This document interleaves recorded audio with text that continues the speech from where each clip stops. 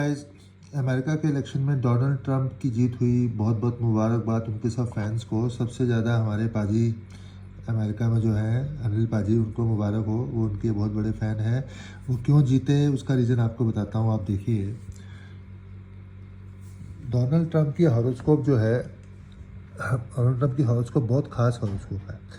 सबसे बढ़िया तो जो मुझे इसमें सीखने को मिला कि ये सिंह लगन की हॉरोस्कोप है, और सिंह लगन में जो योग कारक ग्रह हैं इनके बहुत अच्छे बैठे हैं। देखिए आप, इसका सिंह लगन में मंगल सबसे योग कारक ग्रह है, क्योंकि वो भाग्य और सुख का स्वामी है और वो लगन में बैठा है। ठीक है, तो इनकी पर्सनालिटी इतनी ज़बरदस्त है, बेबाक है, डायरेक्ट बोलते हैं मंगल की तरह, मुंह भट्ट हैं बिल्कुल, ये इसी वजह से है।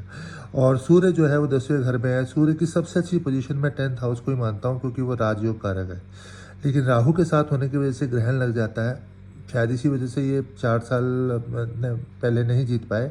लेकिन फिर भी अगर देखा जाए तो इस वक्त अच्छी आउटराइट जीत हुई है। उसका रीज़न ये मंगल और सूर्य दो योग कारक ग्रह जो है वो अच्छे हो गए। जुपिटर सेकेंड हाउस में इतना अच्छा फल नहीं देता है, थोड़ा बदतमीज़ बनाता है, आदमी को मुंहफट बनाता है, वो ये है ऑलरेडी। लेकिन क्या कहते हैं, सेकेंड हाउस की पोजीशन कोई बुरी भी नहीं है, क्योंकि ये फिफ्थ हाउस और क्या कहते हैं, 8th हाउस का स्वामी है। तो जुपिटर अच्छा था। अब देखते हैं क्या रीज़न थे जिसकी वजह से ये जीते हैं। क्या रीज़न थे कि इनके जीतने के कारण जो थी, दशा क्या थी। तो दशा पे हम लोग आते हैं। डोनाल्ड ट्रंप की कुंडली में अगर आप देखो तो इस वक्त बृहस्पति की महादशा चल रही है, और बृहस्पति की महादशा के अंदर जो अंतरा है वो आप देखो, ये आते हैं हम। केतु का अंतरा तो हम खत्म मानेंगे, तो केतु इनका बुरा पीरियड था, इसी वजह से मैंने बोला था कि शायद ये नहीं जीतेंगे। लेकिन जुपिटर में वीनस है, तो जुपिटर में वीनस वैसे अच्छा नहीं होता। देखिए मैंने जो प्रेडिक्शन करी है, मैंने अपने पर भी देखा कि जुपिटर में वीनस अच्छा नहीं होता। तो अभी इस वक्त देखो, अब जुपिटर में जो वीनस है वो इनका 2024 में ही सितंबर में शुरू हुआ, और वीनस में, जुपिटर वीनस में वीनस चल रहा है, तो इसने इनको जिता दिया। अब क्या रीज़न थे इसके, देखते हैं।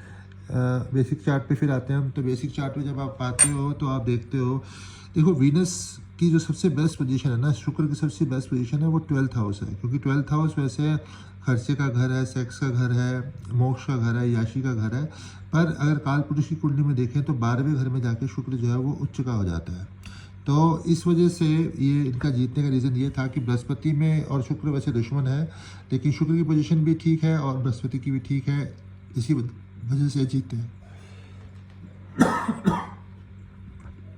इसी वजह से जीते हैं। और शुक्र में, बृहस्पति में शुक्र का अंतर आ गया, तो आगे का टाइम भी बढ़िया है। शुक्र में सूर्य जो रहेगा वो भी बहुत अच्छा रहेगा। तो ओवरऑल बहुत अच्छी हॉरोस्कोप है। देखो आप इस कुंडली में अगर आप देखो तो जो बुरा ग्रह है भी, वो शनि है, 12th हाउस में है, और शनि ने इनको एक बार गिरा दिया था, एक बार अभी इलेक्शन में हराया, उससे पहले एक बार ये बैंकरप्ट हो गए थे। लेकिन अब उम्मीद है कि अमेरिका के लिए बहुत अच्छा होगा। जीतने का रीज़न सिंपल जो नज़र आ रहा है वो बृहस्पति में शुक्र की दशा है, और इसी वजह से ये जीते हैं। बहुत अच्छी हॉरोस्कोप है। मैं अगर किसी की हॉरोस्कोप अपने हाथों से बनाऊं तो शायद ऐसे ही बनाऊंगा। सिंह लगन रखूंगा, और 10th हाउस में सूर्य को रखूंगा, लगन में मंगल को रखूंगा। जुपिटर की पोजीशन को मैं थोड़ा बेटर कर दूंगा, या तो 5th हाउस में ले आऊँगा उसको, या भाग्य स्थान में ले आऊँगा। तो congratulation to mister Trump for winning this election.